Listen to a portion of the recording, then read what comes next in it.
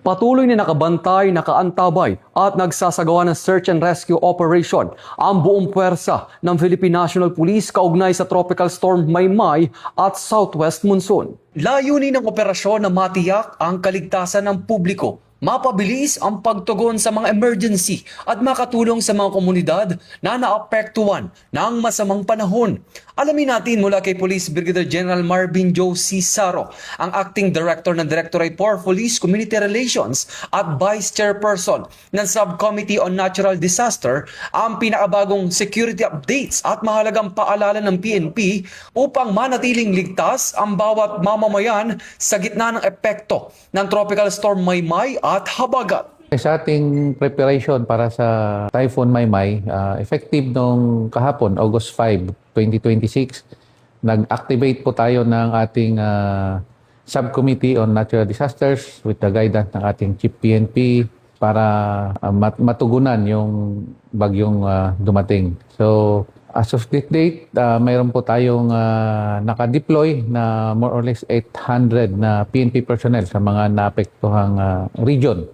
And meron po tayong nakaantabay na more or less 10,000 na mga reserve forces na pwedeng tumulong kung kailangan ng search and rescue or retrieval. Ngayon, bilang SCND, nakamonitor tayo ngayon dito sa PNP Command Center, sa command center natin para ma-monitor kung ano man yung negative na effect ng bagyo at ready po tayong mag-responde. Nagbigay na rin po yung ating Chief PNP ng guidance at yung sa guidance sa ating mga members ng Subcommittee on Natural Disasters na yung ating mga personnel na nasa labas, of course, yung kanilang safety at unahin yung mga preventive or preemptive na mga actions like preemptive evacuations, pagbibigay babala sa mga landslide-prone areas para ma-mitigate natin yung mga casualties. So sa ngayon, especially yung ating Region 1, Cordillera, na naka-heightened alert yung ating buong kapulisan at sila ngayon ay ongoing yung monitoring at may mga rescue operations effort na ginagawa. Sa ating mga kababayan, lagi po naming inuulit na ligtas ang may alam. Lagi po tayong makinig sa mga advisories dito sa bagyong Maymay.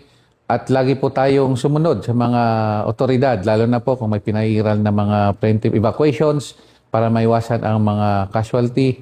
At kung wala rin namang mahalagang mga lakad, as may maigi na huwag muna tayong lumabas at lagi po tayong updated at maghanda.